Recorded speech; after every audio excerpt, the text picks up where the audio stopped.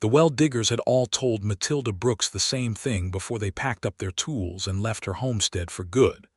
There was no water beneath that cracked Nebraska earth, and there never would be. It was the spring of 1878, and Matilda stood alone at the edge of the dry hole they had abandoned, her hands raw from 3 days of hauling rock and dirt alongside men who had finally given up on her. The wind carried the smell of dust and disappointment across the 160 acres that had been her husband's dream before it became her burden. Thomas Brooks had died 8 months earlier, thrown from his horse while chasing a stray calf, leaving her with a homestead claim that needed proving up, a mortgage at the bank in Ogallala, and not one drop of water to show for 2 years of trying. "There is nothing here for you, Mrs. Brooks," the lead digger, a weathered man named Prout, had said as he loaded his wagon. "This land is cursed dry. You would do better to sell what you can and go back east to family." But Matilda had no family back east worth returning to. Only a sister in Ohio who had made it clear in her letters that a widow with a failing claim was not welcome company. So she stood there in the fading light, 26 years old and utterly alone, and did something she had not done since she was a girl kneeling beside her mother's bed. She got down on her knees in the dirt beside that empty hole and she prayed. "Lord," she said, her voice cracking against the vast silence of the plains, "I do not know what I have done to deserve such hardship, but I am asking you now, plain and simple, for water. Give me water on this land, and I will give you every good thing I have in return. I will raise my children in your church. I will feed every stranger who comes to my door. I will never turn away from you again. Just give me water, and I will keep faith with you until the day I die." She did not know if God was listening. She did not know if anyone was listening. But when she rose from her knees and wiped the dust from her skirt, something in her chest felt different, lighter somehow, as though she had set down a weight she had been carrying without knowing its shape. The next morning, a stranger rode onto her land. He came from the south, a tall man on a bay gelding, dressed in the plain clothes of a working cowboy rather than the finery of a gentleman, with a hat pulled low against the morning sun and saddlebags that looked as though they had crossed considerable distance. Matilda watched him approach from her porch, her shotgun resting within easy reach against the doorframe, for a woman alone on the frontier learned quickly not to trust in appearances. "Morning, ma'am," the stranger called out when he was close enough to be heard without shouting. "Name is Frederick Ramsey. I am looking for work, if you have any to offer, or at least a place to water my horse." Matilda studied him carefully. He looked to be perhaps 30 years old, with sun-browned skin and calloused hands visible even from this distance, the kind of hands that spoke of honest labor rather than gambling or gunslinging. His horse was well cared for despite the evident miles behind them, and his voice carried a gentleness that surprised her. "I have no water to spare, Mr. Ramsey," she said. "The well-diggers left yesterday. There is nothing here but dry ground and disappointment." Frederick Ramsey dismounted slowly, giving her time to object if she wished, and stood holding his horse's reins with a patience that seemed unusual in a stranger. "I have heard talk of your situation in town, ma'am. Folks say Thomas Brooks left a good claim gone bad. I am sorry for your loss. You knew my husband." "No, ma'am, but I have ridden through enough territory to hear the stories men tell about hard luck and harder land." "I do not believe your luck is as bad as folks say." There was something in the way he said it, some quiet confidence, that made Matilda lower her guard just slightly. "And why is that, Mr. Ramsey?" "Because I have spent the last several years working alongside a water witcher in Kansas, learning to read the land the way some men read scripture. I have found water on 3 ranches that other men swore were bone dry. I would like to try my hand at yours, if you would permit it, in exchange for a meal and perhaps a place to sleep in your barn." Matilda almost laughed at the absurdity of it, a stranger claiming he could find water where professional well-diggers had failed, using nothing but instinct and whatever divining skills he claimed to possess. But she thought of her prayer from the night before, the desperate bargain she had struck in the darkness, and something made her hesitate before turning him away. "You expect me to believe you can succeed where trained men with proper equipment could not. I expect nothing, ma'am. I am only asking for the chance to try. If I fail, I will move on and trouble you no further. If I succeed, well, we can discuss what that might be worth to you." She studied his face for a long moment, searching for the deception that experience had taught her to expect from strange men who arrived with convenient offers.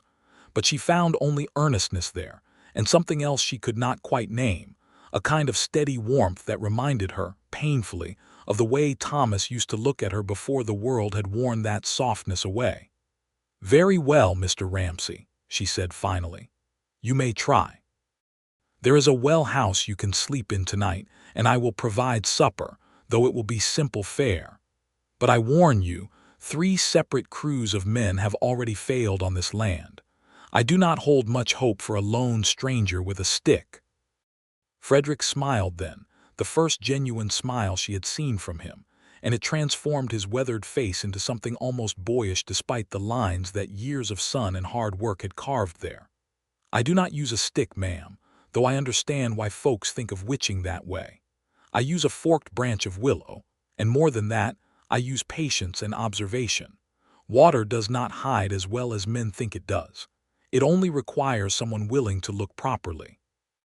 That afternoon, Matilda watched from her kitchen window as Frederick Ramsey walked her land with slow, deliberate steps, a forked willow branch held loosely in his outstretched hands.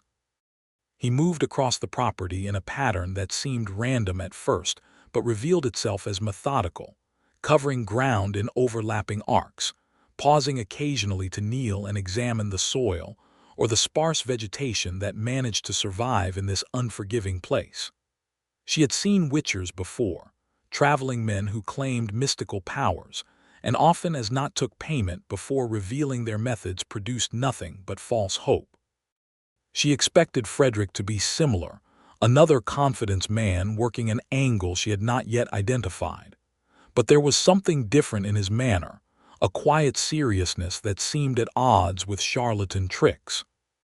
By evening, he had marked 3 separate spots on her property with small piles of stones, and he came to her door with dirt on his knees and something like excitement in his voice. "I believe I have found something promising, Mrs. Brooks," he said. "There is a spot near your northern fence line where the willow pulled harder than anywhere else I have tried. The vegetation there is subtly different too, if you know what to look for, slightly greener grass even in this drought, though most folks would not notice without training their eye to it. And you want to dig there. I would like your permission to try, yes. I cannot promise success, but I have a strong feeling about this location." Matilda thought about the cost of failure, the additional labor and time spent on a homestead that was already teetering toward ruin.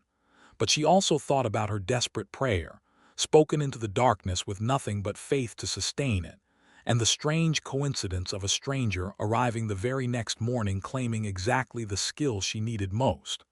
"Supper is ready," she said instead of answering directly.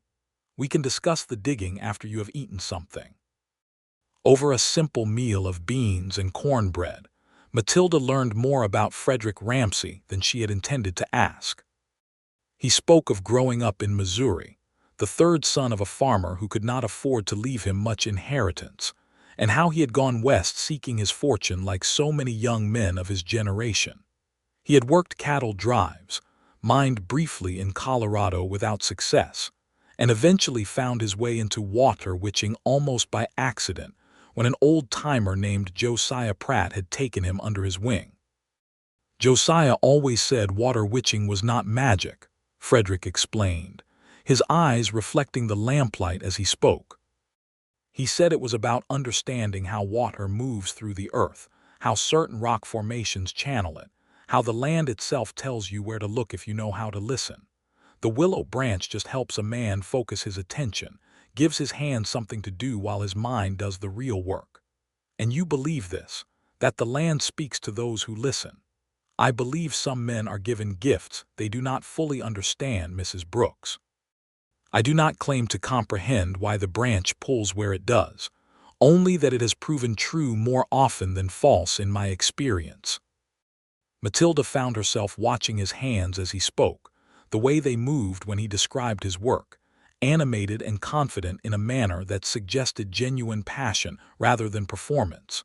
She thought of Thomas, who had loved this land with equal passion but had lacked whatever knowledge might have prevented his early death, whatever wisdom might have found water before their fortunes turned so bitterly against them. "You may dig at your chosen spot tomorrow," she said finally. "But I have little money to pay for such labor, Mr. Ramsey. I can offer only meals and shelter, and perhaps a small portion of whatever water you might find should you succeed."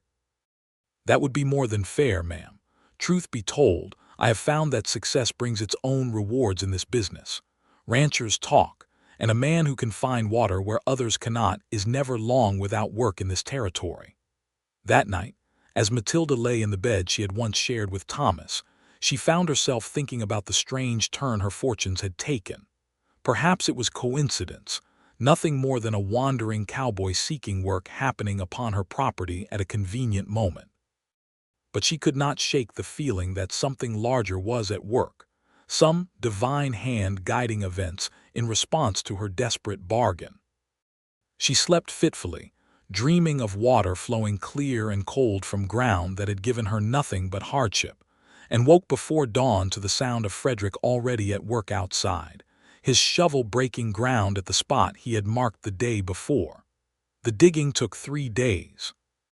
Matilda found herself drawn to watch his progress despite her efforts to maintain proper distance, bringing him water and cornbread at midday, standing at the edge of the growing pit as he worked steadily downward through layers of soil and rock. He was a hard worker, she observed, methodical in his approach, taking breaks only when necessary and never complaining despite the difficulty of the labor. On the 3rd day, as the afternoon sun beat down mercilessly on the prairie, Frederick's shovel struck something that changed the sound of his digging entirely, a wetter, heavier sound that made Matilda's heart leap with sudden hope. "Mrs. Brooks," he called up from the pit, his voice carrying an excitement he had not shown before. "Mrs. Brooks, come quickly." She ran to the edge of the well, looking down to see Frederick standing in soil that was visibly darker, wetter, glistening slightly in the harsh sunlight. As she watched, water began to seep up from the ground around his boots, slow at first but steadily increasing until he was standing in several inches of clear, cold water that seemed almost miraculous after so many months of drought and disappointment.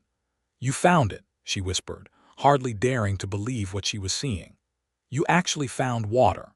Frederick climbed out of the pit, soaked to the knees but grinning with an unrestrained joy that matched her own disbelief. "I told you, Mrs. Brooks. The land was not as stubborn as everyone believed. It simply required someone willing to listen properly." Matilda felt tears springing to her eyes, unexpected and overwhelming, as the reality of their discovery settled over her. This water meant survival, meant her homestead claim could be proven up as required by law, meant the difference between staying on Thomas's dream and losing everything to the bank in Ogallala. She had prayed for water, and water had come, delivered by the hands of a stranger who had arrived at precisely the moment she needed him most. "I do not know how to thank you properly, Mr. Ramsey," she said, wiping at her eyes with the back of her hand. "This changes everything for me, everything. Seeing that water flow is thanks enough, ma'am. There is something deeply satisfying about proving the doubters wrong, about giving life back to land that everyone had given up on." They stood together at the edge of the well, watching the water continue to rise, and Matilda found herself studying Frederick's profile in a way that had nothing to do with practical gratitude, and everything to do with the way the afternoon light caught the lines of his face, the strength in his shoulders, the quiet dignity of a man who had accomplished something meaningful with his own 2 hands. "You will stay a while longer, will you not?" she asked, surprising herself with the question. "There is still work to be done, proper construction of the well house, and perhaps you might consider whether there is other work you might find here, beyond simply witching water." Frederick turned to look at her directly, and something passed between them in that moment, an acknowledgement of possibility that neither had quite expected when he first rode onto her property 3 days earlier. "I would be glad to stay a while longer, Mrs. Brooks," he said quietly. "There is something about this place, something about the way you have fought for it despite everyone telling you to give up, that makes me want to see it through to something more than just a hole full of water." That evening, as they shared another simple supper, the conversation flowed more easily between them, punctuated by an awareness that had not existed before the well's success. Matilda found herself laughing at a story Frederick told about his early attempts at water witching, when he had convinced an entire ranch to dig in the wrong location based on his inexperienced misreading of the willow branch's pull. "They were not pleased with me," he admitted, though old Josiah found it terribly amusing. He said every witcher needed at least one spectacular failure to teach proper humility. "And did it teach you humility, Mr. Ramsey?" "It taught me to trust my instincts more carefully, and to admit when I was uncertain rather than pretending confidence I did not feel. I believe that lesson has served me well since." Matilda studied him across the small table, noting how the lamplight softened the weather-worn lines of his face, how his eyes crinkled slightly when he smiled at his own expense. She had not expected, when she buried Thomas 8 months earlier, that she would ever again feel this particular flutter of interest in another man's company, this warmth that seemed to spread through her chest when their eyes met across simple conversation. "May I ask you something personal, Mr. Ramsey?" she said finally, emboldened perhaps by the day's success and the wine of possibility that seemed to fill the small kitchen. "Of course, Mrs. Brooks. Why have you never married? A man of your evident skill and character, wandering alone across the territory, it seems unusual that you have not settled somewhere with a family of your own." Frederick's expression grew more serious, though not unkindly so, as he considered his response. "I suppose I have been waiting for something I could not quite name, Mrs. Brooks. My work takes me across considerable distance, and I have met many women in my travels, some quite pleasant company. But I never felt that particular certainty that I believe should accompany a decision as important as marriage. I did not wish to settle for adequate when I hoped for something more meaningful." "And have you found that certainty now?" The question left her lips before she could properly consider its implications, and she felt heat rising in her cheeks at her own boldness. Frederick met her gaze steadily, and for a long moment neither spoke, the silence charged with an understanding that seemed to exist beneath their careful words. "I believe," he said slowly, "that I might be beginning to understand what that certainty feels like, Mrs. Brooks. Though I recognize the circumstances of our acquaintance are perhaps too recent, and your own loss too fresh, for such thoughts to be entirely appropriate." "Perhaps," Matilda agreed, though her voice carried none of the discouragement the word might have suggested. "Though I have found that grief and hope can sometimes occupy the same heart simultaneously, Mr. Ramsey. Thomas would not have wanted me to spend the remainder of my days in mourning, particularly not when the land he loved has finally begun to yield its promise." They sat together in comfortable silence after that, the conversation having ventured into territory that required careful consideration before proceeding further. But something had shifted between them, an acknowledgement of mutual interest that neither felt compelled to rush, but both recognized as significant. The following weeks brought considerable change to the Brooks homestead. Word of the successful well spread quickly through the small farming community, and neighbors who had previously kept their distance, perhaps wary of associating too closely with a claim everyone had expected to fail, began stopping by to offer congratulations and, occasionally, assistance with the additional work that water access made possible. Frederick stayed on, ostensibly to help construct a proper well house and irrigation system that would allow Matilda to expand her modest garden into something more substantial. But both of them understood that his continued presence served purposes beyond mere practical necessity. He took to sleeping in the small barn, maintaining proper propriety despite the growing warmth of their relationship, and each evening found them sharing supper and conversation that grew increasingly personal as trust deepened between them. "I have been thinking," Matilda said one evening as they sat on her porch watching the sunset paint the prairie sky in brilliant oranges and purples, "about what you said regarding certainty, Mr. Ramsey. I believe I am beginning to understand that feeling myself." Frederick turned to look at her, his expression carefully neutral though she could see hope flickering in his eyes. "Mrs. Brooks, I would not wish to presume upon feelings that might simply be gratitude for practical assistance, or loneliness following your husband's passing. It is not merely gratitude, Frederick." She used his given name for the first time, testing its weight on her tongue, watching how his expression shifted at the intimacy of the address.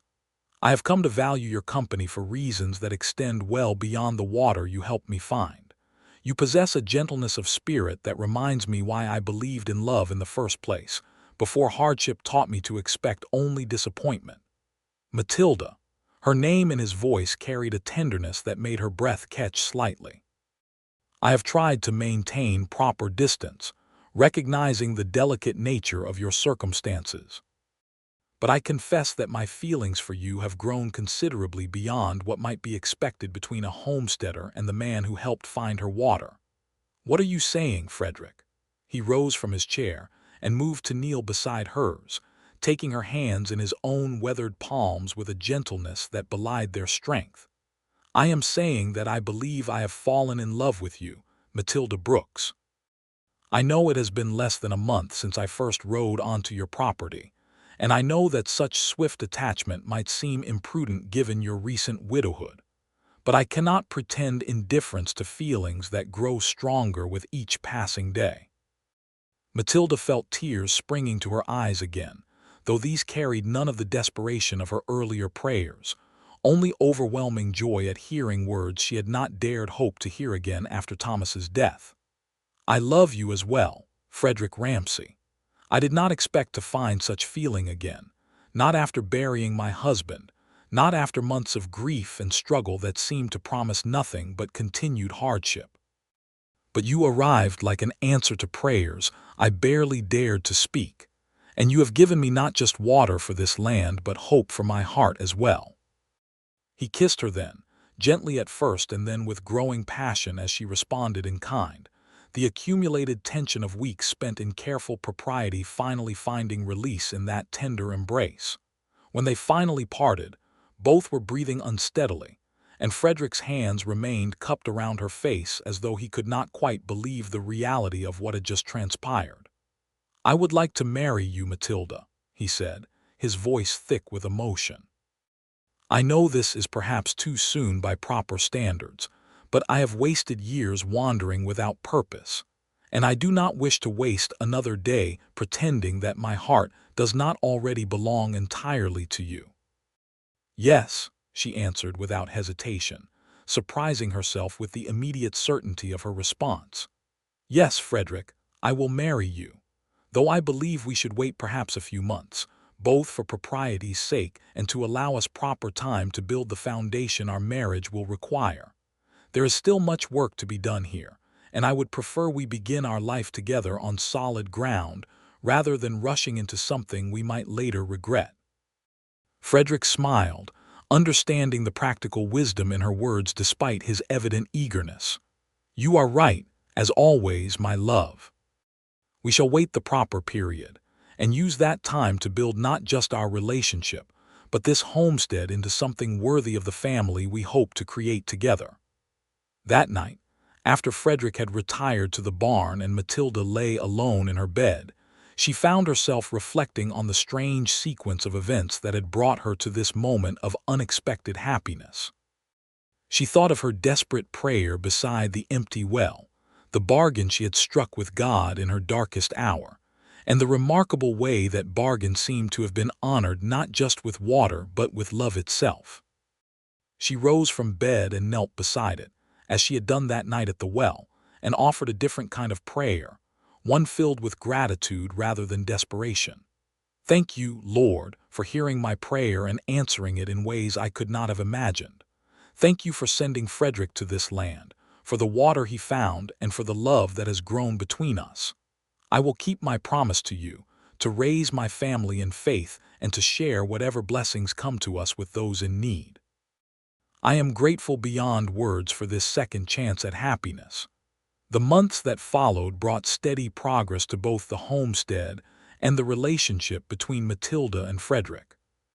The well proved reliable, providing sufficient water not just for household needs, but for irrigation of an expanding garden that soon produced vegetables in quantities that allowed Matilda to sell surplus at the market in Ogallala, generating income that helped secure the mortgage payments that had previously threatened her claim. Frederick's reputation as a water witcher spread throughout the surrounding territory, and he began accepting occasional work on neighboring properties, though he always returned to the Brooks homestead each evening rather than seeking permanent residence elsewhere. The additional income from his witching work, combined with the garden's productivity, allowed them to make improvements to the property that would have been impossible under Matilda's previous circumstances. They built a proper barn to replace the modest structure that had previously served, added a second room to the small house to accommodate the family they hoped to eventually raise, and even managed to purchase a small herd of cattle that could graze on the previously unusable portions of the land now that water access made such livestock viable. But perhaps more significant than these practical improvements was the transformation in the community's perception of Matilda Brooks and her homestead. Neighbors who had once viewed her claim with pity or dismissal now sought her advice on agricultural matters, invited her to social gatherings she had previously been excluded from, and generally treated her with the respect due a successful landowner rather than the charity appropriate for a struggling widow. This shift was not without its challenges, however. Some in the community, particularly among the more established families who had arrived earlier and claimed the more obviously productive land, resented what they perceived as Matilda's sudden good fortune. Rumors began circulating that questioned the propriety of her relationship with Frederick, suggesting impropriety in their unmarried cohabitation, despite the strict boundaries they had maintained throughout their courtship. The most vocal of these critics was a woman named Cornelia Whitfield, wife of the town's most prosperous banker, who had never approved of Matilda's independence even before Thomas's death, and found the current arrangement particularly scandalous. "It is simply not appropriate," Cornelia declared loudly at a church social one Sunday afternoon, her voice carrying deliberately to ensure Matilda overheard the comment, "for a widow to keep a strange man living in her barn for months on end. Regardless of his supposed talents with water witching, such arrangements invite exactly the kind of gossip that damages a community's reputation." Matilda felt her cheeks burning with embarrassment and anger, but before she could formulate a response, Frederick stepped forward with quiet dignity. "Mrs. Whitfield, I understand your concern for propriety, and I assure you that Mrs. Brooks and I have maintained the strictest standards of proper conduct throughout our acquaintance. However, I am pleased to announce that we plan to marry within the month, which should address any lingering concerns about our arrangement." The announcement, delivered with such calm confidence, effectively silenced Cornelia's criticism, while simultaneously making public a decision that Matilda and Frederick had discussed privately but not yet shared with the broader community.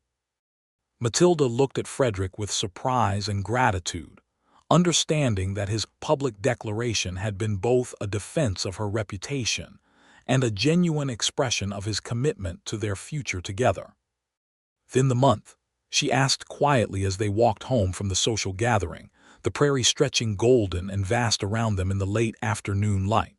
"I apologize for making such an announcement without first discussing the specific timing with you, Matilda, but I could not bear to hear your character questioned by that woman, and I realized that our continued waiting, however proper in intention, was providing ammunition for those who would think ill of you without cause. I am not upset, Frederick. In truth, I believe I am relieved. I have grown weary of waiting for propriety's sake when my heart has been certain of its desire for months already. If you are prepared to marry within the month, then I am prepared as well.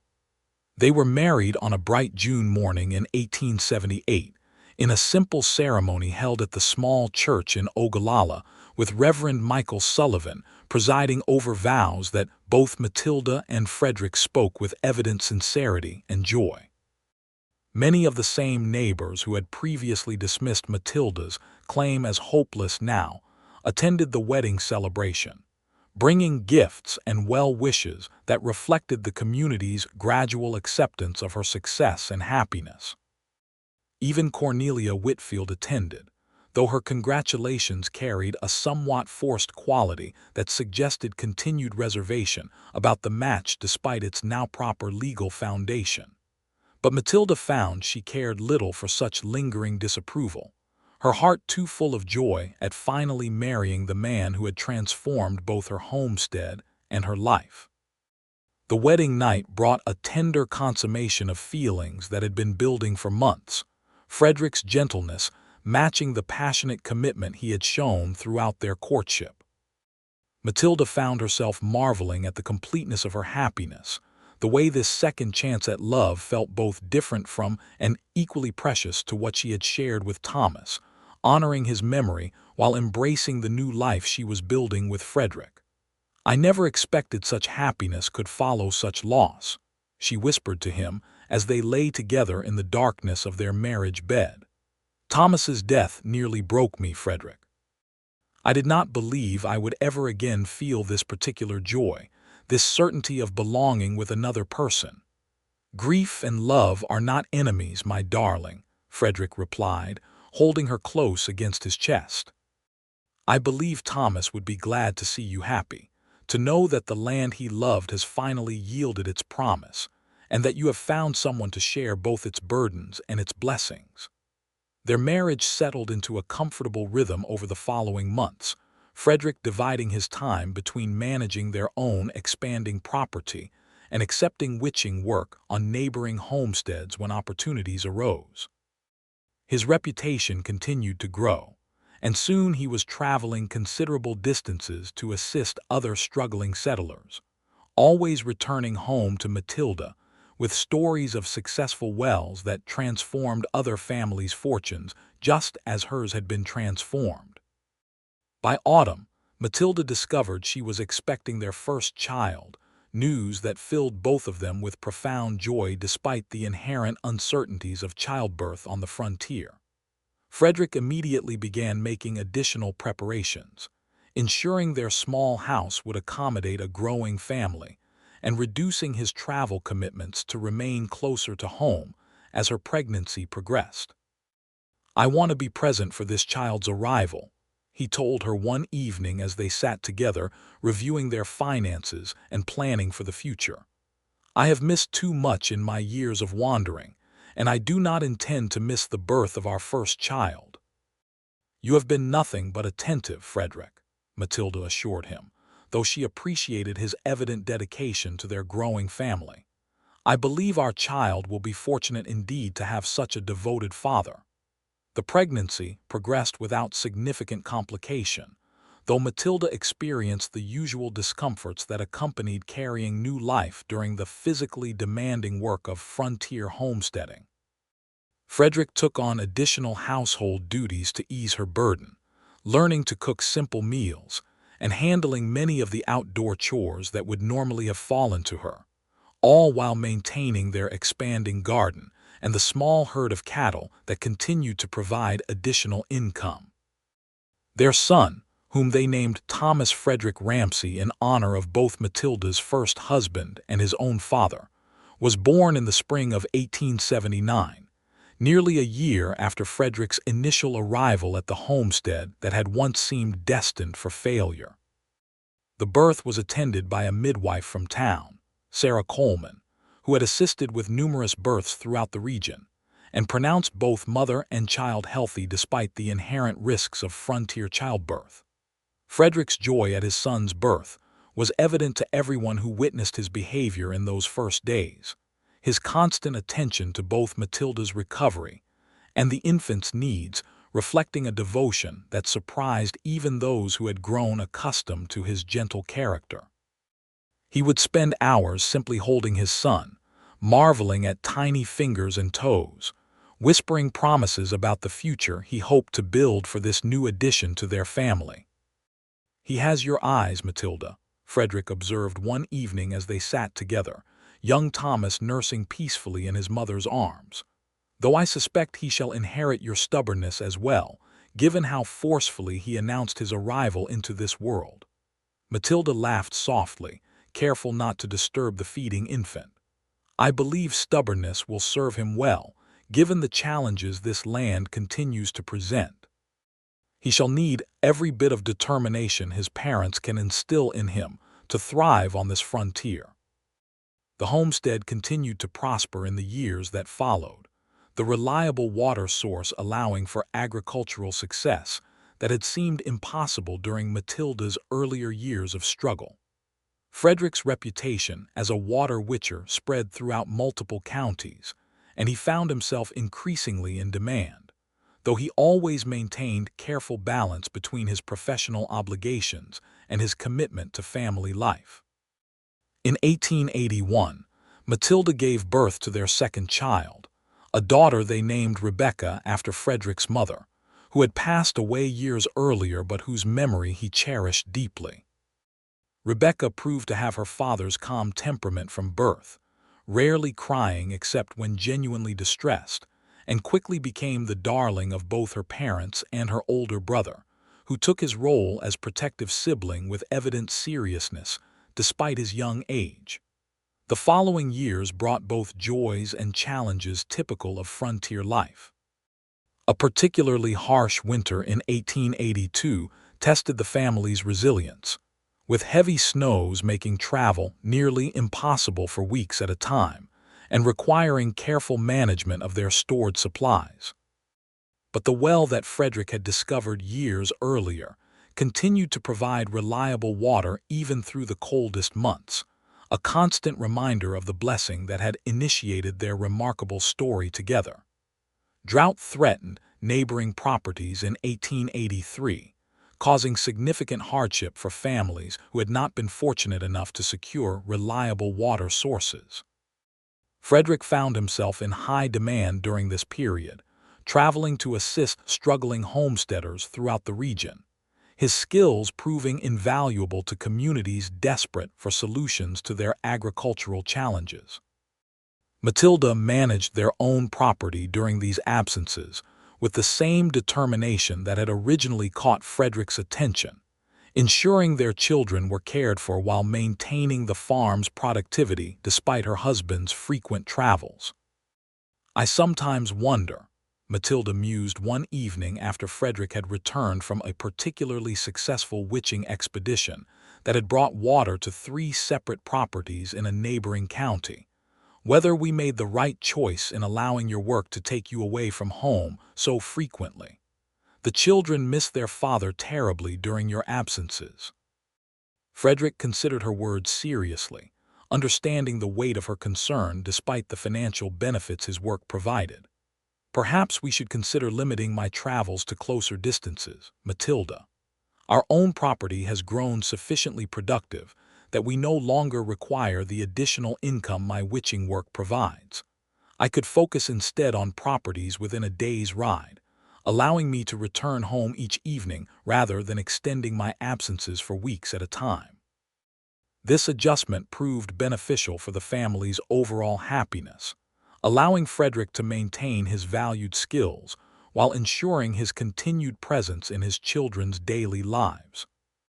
He began teaching young Thomas, now old enough to accompany his father on shorter excursions, the basic principles of water witching, passing along knowledge that Josiah Pratt had originally shared with him years earlier.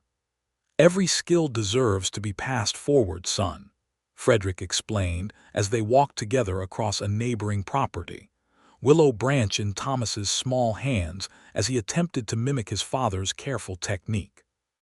Someday, you may find yourself in a position to help others as I once helped your mother, and this knowledge might prove valuable to your own family's future. Rebecca, meanwhile, showed particular interest in the agricultural aspects of their homestead, following Matilda through the garden with evident fascination for the growing process that transformed simple seeds into the vegetables that fed their family and generated income at market. By the time she was 7 years old, she had developed her own small garden plot, where she experimented with different growing techniques under her mother's watchful guidance. The bank in Ogallala, which had once threatened foreclosure on Matilda's struggling claim, now held their mortgage payments in high regard, the reliable income from their expanding operation making them model customers rather than concerning risks. The bank manager, a man named Charles Whitmore, who had replaced the previous administration during Matilda's difficult early years, often commented on the remarkable transformation of what had once been considered worthless land. "Your homestead stands as testament to perseverance, Mrs. Ramsey," he told Matilda during one visit to discuss expanding their agricultural equipment financing. "I recall when my predecessor spoke of foreclosing on your claim, believing the land beyond redemption. How fortunate that circumstances proved him mistaken." Matilda smiled at this acknowledgement, thinking privately of the prayer that had initiated this remarkable transformation, the desperate bargain struck in darkness that had somehow brought both water and love to land everyone else had abandoned as hopeless. She had kept her promise to that prayer, faithfully attending church services, welcoming strangers into their home when they required assistance, and raising her children in the faith that had sustained her through her darkest hour. Their family continued to grow, with the birth of a third child, a son named Josiah after Frederick's mentor, in 1885. Josiah proved to have his father's gift for understanding the land, showing an unusual sensitivity to natural patterns even as a young child that suggested he might inherit Frederick's witching abilities as he matured. By 1886, nearly 8 years after Frederick's initial arrival at the homestead, the Ramsey property had become one of the most successful and respected farms in the county. Their reputation for hospitality was well known throughout the region, with Matilda maintaining her promise to feed and shelter travelers in need, a practice that had begun in the earliest days of their marriage, when memory of her own desperate circumstances remained fresh in her mind. One such traveler, a young widow named Eleanor Hayes, who had lost her husband to illness during their journey west, arrived at their property in the autumn of 1886, seeking temporary shelter while she determined her next steps. Matilda recognized in Eleanor's circumstances an echo of her own earlier desperation, and insisted the young woman remain with their family for as long as necessary while she considered her options. "You cannot simply travel onward without proper resources or destination," Matilda insisted when Eleanor protested about becoming a burden to their household. "I remember well the desperation of finding oneself alone on this frontier with insufficient means to secure one's future. You shall remain here until we determine a proper path forward for your circumstances." During her extended stay, Eleanor proved invaluable in assisting with household duties and childcare, allowing Matilda additional time to focus on the business aspects of their expanding operation. She also caught the attention of a local rancher named William Foster, whose own wife had passed away 2 years earlier, leaving him with 3 young children requiring maternal guidance. Matilda and Frederick took quiet satisfaction in observing the developing relationship between Eleanor and William, recognizing in their courtship echoes of their own beginning years earlier. When William proposed marriage the following spring, Eleanor accepted with evident joy, and the wedding celebration held at the Ramsey homestead brought together the entire community in celebration of new beginnings built upon shared hardship transformed into hope. It seems this land carries a particular blessing for those who arrive seeking rescue from difficult circumstances. Frederick observed to Matilda as they watched the wedding festivities from their porch, their 3 children playing nearby with evident joy at the celebratory atmosphere. "Perhaps it is not the land itself that carries such blessing," Matilda replied thoughtfully, "but rather our willingness to extend the same grace and welcome that was once extended to us. I made a promise, all those years ago, to share whatever blessings came to us with those in need. I believe we have honored that promise, and perhaps that faithful generosity continues to generate its own rewards." As their children grew older, the Ramsey homestead continued to expand and prosper, eventually encompassing additional acreage purchased from neighboring properties as opportunities arose. Frederick's witching skills, though used less frequently as their own operation demanded more attention, remained in occasional demand throughout the region, his reputation having grown to legendary status among local farmers and ranchers. Thomas, now approaching manhood, showed increasing interest in eventually taking over management of significant portions of the family operation, his natural aptitude for both agricultural planning and, increasingly, his father's water-witching abilities suggesting a bright future for the homestead's continued success under his eventual leadership. Rebecca, meanwhile, had developed into a young woman of considerable intelligence and determination, showing particular skill in the business aspects of their expanding operation, often assisting her mother with the record-keeping and financial planning that had become increasingly complex as their success grew. Her interest in mathematics and business had led Matilda to arrange for additional tutoring beyond what the local school could provide, recognizing in her daughter potential that deserved proper cultivation. "I wish to eventually manage my own portion of our operation," Rebecca announced one evening at dinner when she was 16 years old.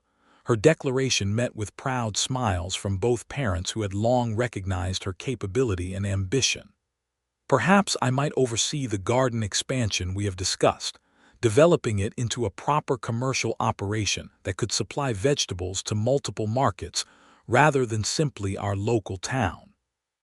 "I believe that is an excellent ambition, Rebecca," Frederick replied, exchanging a glance with Matilda that conveyed shared pride in their daughter's evident capability. "Your mother built the foundation of this operation from nothing but determination and a small garden plot. I have no doubt you could expand upon that foundation considerably, given proper opportunity and support." Young Josiah, for his part, had indeed inherited his father's sensitivity to natural patterns, showing remarkable aptitude for water witching even as a young teenager. Frederick began taking him on more extensive expeditions, teaching him the finer points of the craft that had originally been passed down from Josiah Pratt years earlier, ensuring this valuable knowledge would continue through another generation. "You have a gift, son," Frederick told him after witnessing the boy successfully locate water on a neighboring property that had struggled with the same difficulties Matilda had once faced. "Use it wisely, and remember always that this skill exists not merely for personal profit, but to help those who face the same desperate circumstances your mother once endured." The homestead's success eventually attracted attention beyond the immediate community, with agricultural journals occasionally featuring articles about the remarkable transformation of what had once been considered worthless prairie land into one of the region's most productive properties. Matilda found herself, somewhat to her surprise, becoming something of a local celebrity, invited to speak at community gatherings about her experiences establishing successful agricultural operations on challenging terrain. "I never anticipated such recognition," she confided to Frederick one evening as they reviewed correspondence from a farming association interested in featuring their homestead story in an upcoming publication. "I simply did what circumstances required, refusing to abandon hope even when everyone else believed our situation beyond redemption. That refusal to abandon hope is precisely what makes your story worth telling, my darling, Frederick replied, embracing her warmly. Your determination transformed not just this land, but your entire life, and by extension, mine as well. I count myself fortunate beyond measure that I happened to ride onto your property during your darkest hour, and that you extended trust to a stranger claiming abilities that must have seemed impossible to believe. I believe, Matilda said softly, that our meeting was no mere happenstance, Frederick. I prayed for water that desperate night, and while I certainly did not expect that prayer to be answered by a wandering water witcher who would also become my husband, I have come to understand that divine providence often works in ways we cannot anticipate or fully comprehend. By 1890, 12 years after Frederick's initial arrival, the Ramsey homestead had grown to encompass nearly 500 acres, supporting substantial cattle operations alongside the agricultural enterprises that had originally established their success. Their 4 children, including a 4th child named Sarah born in 1888, had grown into capable young people, each contributing their unique talents to the family's continued prosperity. The original well that Frederick had discovered continued to provide reliable water even as their operation expanded to require additional water sources, which Frederick and increasingly Josiah located through their combined witching efforts. This original well, however, remained particularly significant to Matilda, who often visited the site alone during quiet moments, reflecting on the desperate prayer that had initiated their remarkable journey together. "You remember," she asked Frederick one evening as they walked together toward that original well, now surrounded by a proper stone housing that Frederick had constructed years earlier, "the first time you rode onto this property. I was so certain you were simply another confidence man seeking to take advantage of a desperate widow." Frederick smiled, taking her hand as they walked. "I remember your shotgun resting suspiciously close to your reach, and your evident skepticism regarding my claimed abilities. You had every reason for such caution, Matilda. Frontier life teaches hard lessons about trusting strangers too quickly. Yet you proved trustworthy beyond anything I could have hoped, Frederick.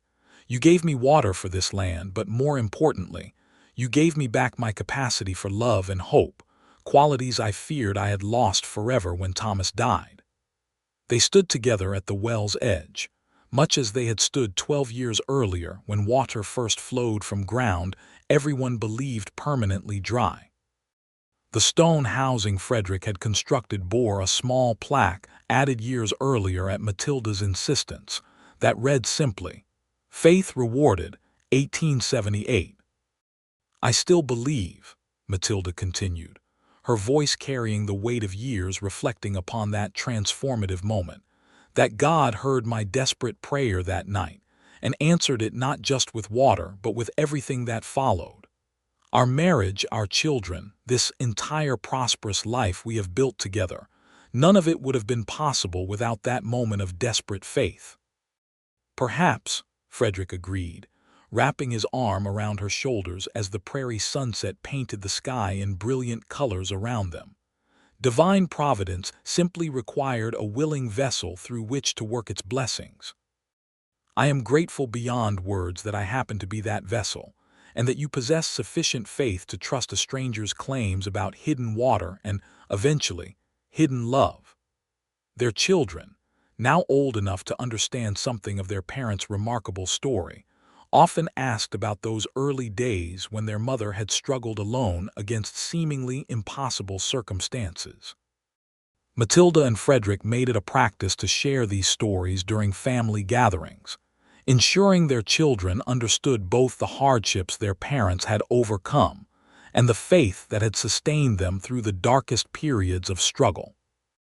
"Your mother's determination saved this land from certain failure," Frederick would tell them, "but it was her faith that truly saved us both, bringing us together in ways neither of us could have anticipated when I first rode onto this property seeking nothing more than temporary work and shelter. As the 1890s progressed, the Ramsey family continued to thrive, their homestead serving as an example of successful frontier agriculture that inspired other settlers throughout the region. Thomas eventually married a young woman from a neighboring ranch, taking over management of significant portions of the cattle operation, while his father gradually reduced his own physical labor in favor of overseeing broader strategic decisions for the family enterprise. Rebecca's ambitious vision for expanded commercial gardening proved remarkably successful, her produce eventually finding markets not just in Ogallala, but in larger cities accessible via the expanding railroad network that had transformed transportation throughout the Western Territories.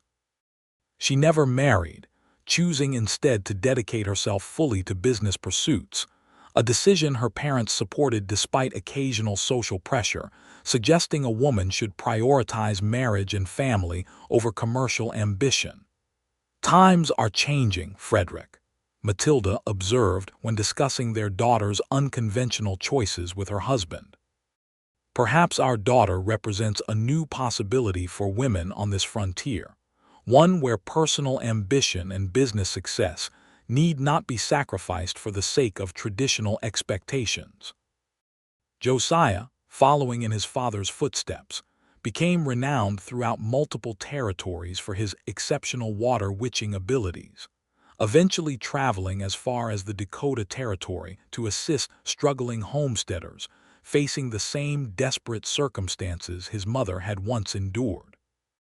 He married a young woman he met during one such expedition, bringing her back to settle near the family homestead, where she quickly integrated into the close-knit community that had developed around the Ramsey family's continued success. Sarah, the youngest child, showed particular interest in education, eventually training as a teacher and establishing herself in the local school where she taught the children of families throughout the region, many of whom had benefited directly or indirectly from her parents' generous hospitality and business success over the years. In 1898, 20 years after that fateful spring when Frederick Ramsey first rode onto her struggling homestead, Matilda and Frederick celebrated their anniversary with a gathering that brought together not just their immediate family, but the broader community that had grown around their success. Neighbors who had once doubted Matilda's ability to maintain her claim now counted themselves among her closest friends, while others who had directly benefited from Frederick's witching abilities over the years shared stories of how his skills had transformed their own struggling properties. 20 years, Matilda said during the celebration, standing beside Frederick as they addressed the assembled gathering of family and friends. 20 years since I knelt beside an empty well and prayed for water, never imagining that prayer would bring not just the resource we so desperately needed, but a partner who would transform every aspect of my life for the better. And 20 years, Frederick added, taking his wife's hand as he continued, since I rode onto this property seeking nothing more than temporary work, never anticipating that I would find not just an opportunity to practice my craft, but a woman whose courage and faith would inspire me to become the man I always hoped to be. The gathering erupted in warm applause, many attendees wiping away tears at the evident depth of love and gratitude that continued to characterize this remarkable partnership, even after 2 decades of shared life and labor. Their children, now grown with families of their own, stood proudly beside their parents, representing the continued legacy of faith, determination, and love that had begun with a desperate prayer beside a dry well. As the celebration continued into the evening, Matilda found a quiet moment to walk alone toward that original well, now surrounded by the flourishing gardens and productive fields that had grown from its life-giving water. She knelt beside it, much as she had knelt in desperate prayer 20 years earlier, though this time her prayer carried nothing but overwhelming gratitude. "Thank you, Lord," she whispered into the gathering darkness, "for hearing my desperate prayer all those years ago, and for answering it with such abundance beyond anything I could have imagined. Thank you for Frederick, for our children, for this land that has provided not just sustenance but genuine joy throughout our years together. I have tried to honor the promise I made that night, sharing our blessings with those in need, raising our children in faith, and maintaining gratitude for the remarkable gift of this second chance at happiness. I hope I have proven worthy of such extraordinary grace. Frederick found her there moments later, having noticed her absence from the celebration and following to ensure her well-being. He knelt beside her at the well's edge, wrapping his arm around her shoulders as she continued her quiet reflection. "Are you well, my darling?" he asked softly. "I am more than well, Frederick. I am simply overwhelmed with gratitude, reflecting on the remarkable journey that brought us to this moment.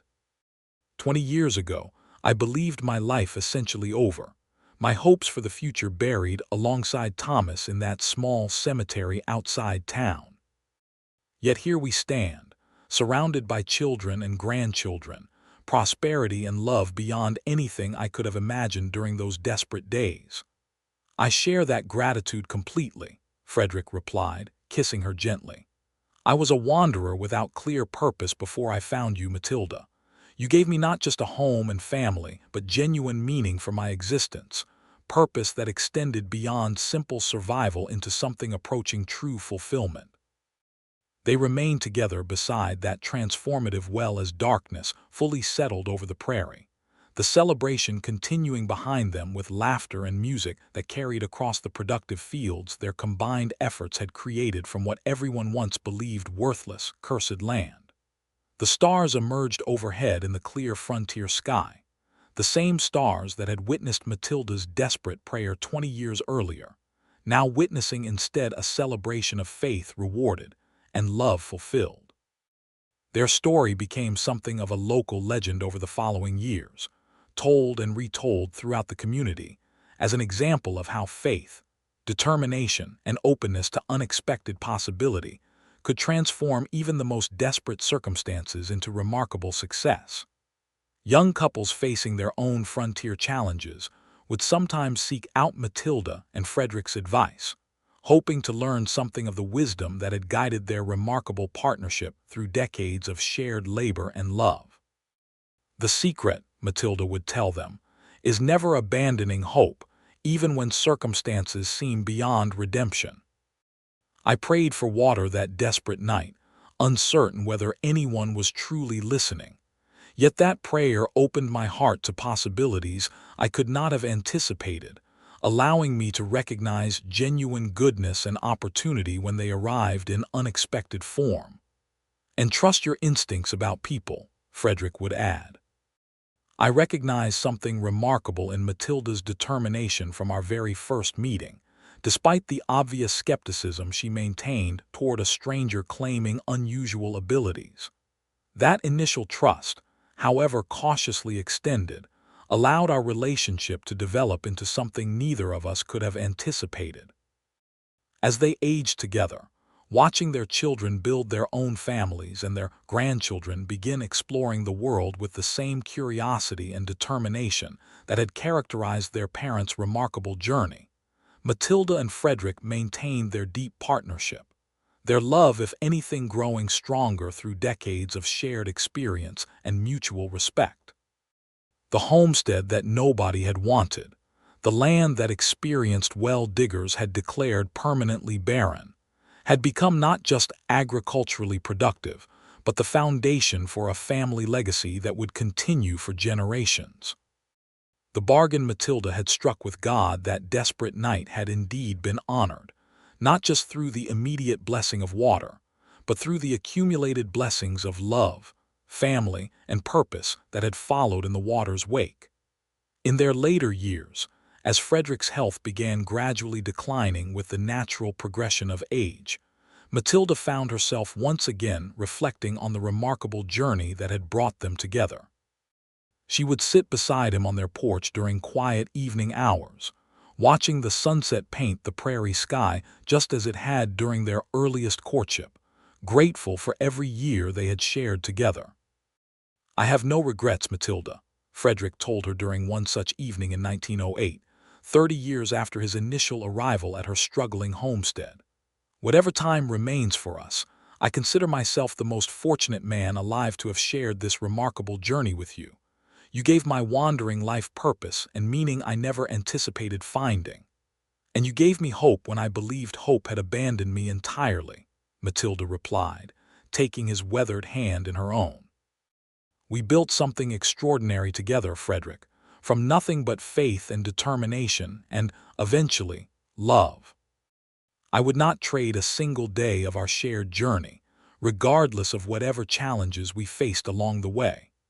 Frederick passed peacefully in 1912, surrounded by Matilda and their 4 children, along with numerous grandchildren who had grown up hearing stories of their grandparents' remarkable love story. His final words, spoken quietly to Matilda as she held his hand during his last moments, reflected the profound gratitude that had characterized their entire relationship. "Thank you for trusting a stranger with a willow branch," he whispered, a slight smile crossing his weathered features despite his evident weakness. "Thank you for the most extraordinary 34 years a man could ever hope to experience." Matilda continued living on the homestead for many years after Frederick's passing, surrounded by children and grandchildren, who ensured she never lacked for companionship or support. She maintained her faith throughout these later years, continuing the promises made during that desperate prayer decades earlier, welcoming travelers in need, and supporting the church community that had provided spiritual foundation throughout her remarkable journey. The original well remained functional even into her final years, still providing water for the family operation that had grown from Frederick's initial discovery into a substantial agricultural enterprise spanning multiple generations. The small stone marker Frederick had constructed, bearing its simple inscription, "Faith Rewarded, 1878, continued to remind visitors of the remarkable origin story that had launched not just a successful homestead, but an enduring love story that had transformed 2 lonely lives into something far greater than either could have imagined alone. Matilda passed away peacefully in 1920, at the age of 68, surrounded by her extended family in the same house where she had first welcomed Frederick Ramsey as a stranger seeking work and shelter. Her final words to her assembled children and grandchildren reflected the faith and gratitude that had characterized her entire remarkable life.